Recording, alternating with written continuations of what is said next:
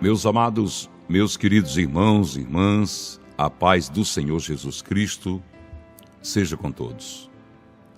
Há momentos em nossas vidas que a gente sente uma necessidade e pensa que ela é humana, que vem da nossa parte.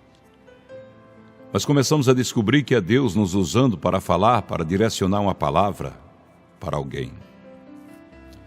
E a palavra que eu quero trazer agora, a palavra que me vem nesse momento, é uma palavra de esperança para os corações que estão aflitos, cansados e perguntando para Deus: por que, meu Deus? Por que está acontecendo tantas coisas na minha vida se eu tenho sido fiel a Ti?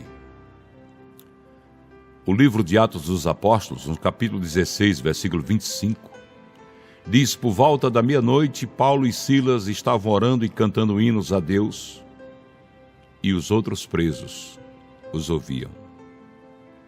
Paulo era cidadão romano. Se antes de ser açoitado ele tivesse dito isso aos seus executores, eles não teriam açoitado ele.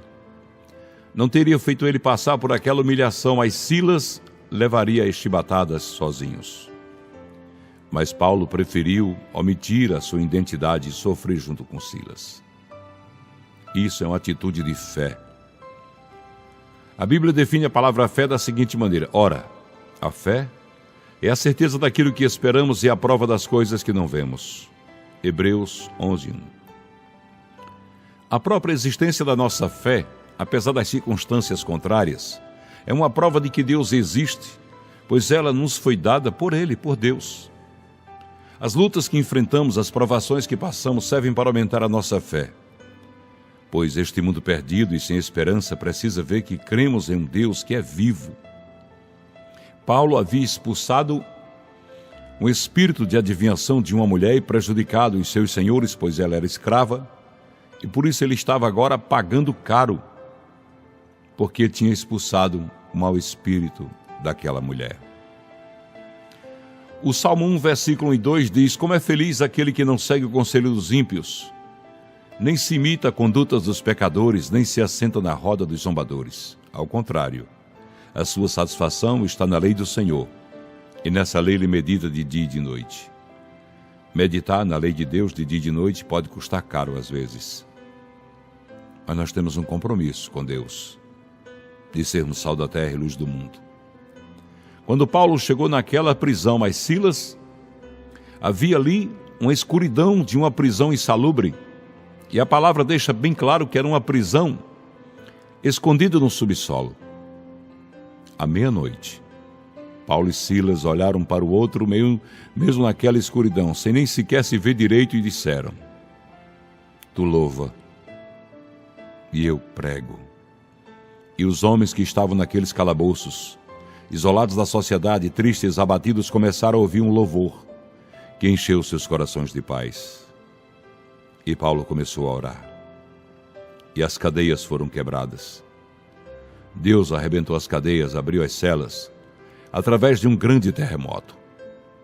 A oração de Paulo, o louvor de Silas, no meio da prova, no meio da dor, chegou ao trono celestial, e de lá partiu uma ordem: que seja quebrados os cadeados. Deus não quer que os filhos dele fiquem presos a nenhuma situação. Deus não quer você triste, abatido, preso às situações da sua vida. Sabe como Deus te quer? Deus te quer cantando o hino da vitória. Deus te quer conhecendo de perto o seu Filho amado Jesus. No capítulo 22, versículo 42, do Evangelho de Mateus, diz assim: o que vocês pensam a respeito do Cristo? De quem ele é filho? É filho de Davi? Responderam eles. É. Certo dia Jesus chamou Pedro, Tiago e João e subiu com eles até o topo de uma montanha, o Monte Hermon. E surgiram ali dois homens que começaram a conversar com Jesus, e eram Moisés e Elias. E quando eles estavam se retirando, Pedro disse a Jesus: mestre, é bom estarmos aqui. Façamos 3 tendas, uma para ti, uma para Moisés e outra para Elias. Lucas 9, 30, 31, 32 e 33. Pedro não sabia o que estava dizendo. O seu pensamento estava errado, pois ele queria colocar Moisés, Elias e Jesus no mesmo nível. Mas ninguém é igual a Jesus Cristo. Ele é exclusivamente e completamente soberano. Ele é Deus. Naquele dia, quando Deus falou através de uma nuvem, Ele não disse: esse é Moisés, o homem da lei, esse é Elias, o profeta, ouça-os. Não. O Senhor não disse isso. Ele disse: este é meu filho amado, o escolhido. Ouçam o que Ele diz e façam tudo o que Ele mandar. Lucas 9,35. Jesus sabia exatamente quem era. Quando seus acusadores perguntaram: então você é o Filho de Deus? Ele respondeu: vós estáis dizendo que sou. Lucas 22,70. Ou seja, ele estava dizendo: quem me vê, vê também o Pai, como está em João 14,9. Precisamos conhecer Deus no meio da dor, do sofrimento, no meio das dúvidas, da incerteza. Foi isso que aconteceu com Paulo e Silas naquele dia.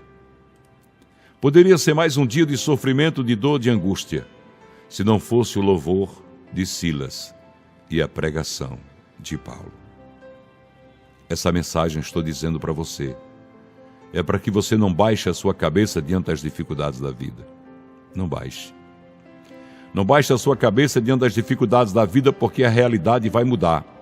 A realidade da dor, da tristeza, a realidade dos atropelos, das adversidades, das afrontas, da vergonha, a realidade da doença que dilacera o seu corpo e humilha a sua vida, a realidade da sentença judicial que condenou você ou você está prestes a perder uma causa, não quer dizer que você é um derrotado. Paulo e Silas foram para a prisão envergonhados depois de serem açoitados em público. Mas eles conheciam Jesus a quem serviam. Eles sabiam que na prisão Deus estaria com eles. Eles sabiam porque a palavra santa, ou sui decanta lá salabacanterahas, ele sabia que a palavra santa contava a história de Sadraque, Misaque e Abednego, que um dia entraram na fornalha ardente por não negar o seu amor a Deus e a sua fidelidade. E quando desceram algemados, atados, como diz a palavra, foram libertos ainda no ar. E quando chegaram lá embaixo, encontraram o próprio Jesus dizendo: fiquem calmos, vamos passear no meio da fornalha. E depois foram retirados e o seu Deus foi respeitado. Aqueles que colocaram você em situação difícil, aqueles que porventura tenham te humilhado, tenham te apontado, tenham te acusado, aqueles que porventura tenham trazido a sua vida de sabor, tristeza, eis que o Senhor te diz: eu estarei contigo nesta luta. E esta peleja não é tua, é minha. Não tereis que pelejar.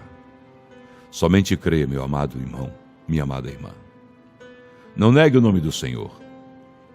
A soltura de Paulo, o pedido de arrependimento dos magistrados da cidade de Filipe, foi porque Paulo pregou e Silas louvou, no meio da tormenta, no meio da dor.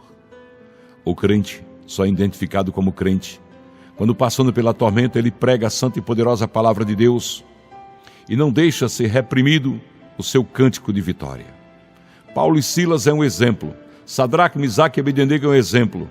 Daniel é um exemplo porque entrou na cova dos leões certo de que Deus estaria com ele.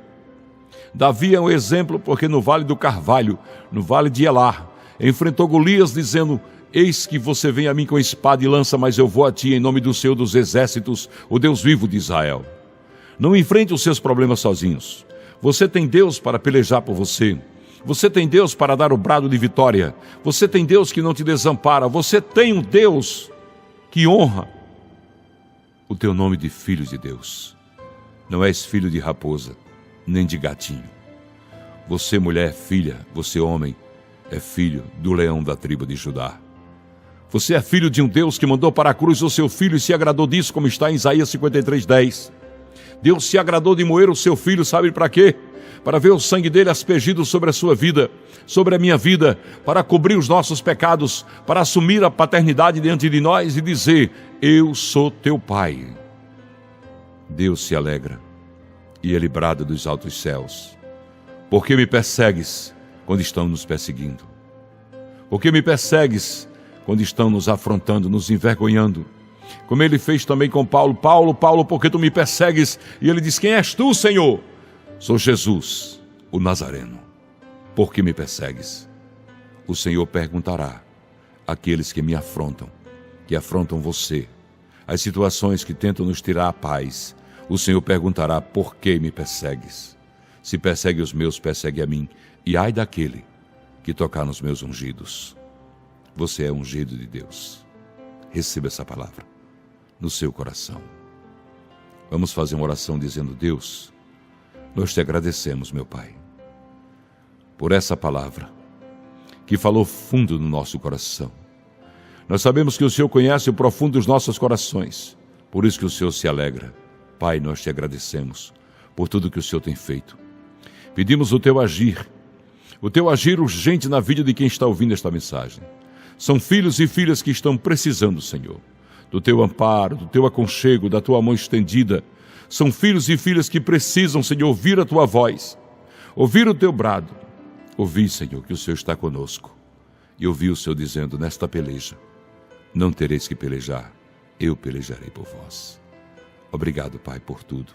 E louvado seja eternamente o santo e poderoso nome do Senhor Jesus Cristo. Meus amados, minhas amadas, tomem posse dessa palavra e já comece a ensaiar, já comece a cantar o hino da vitória, porque a vitória está chegando.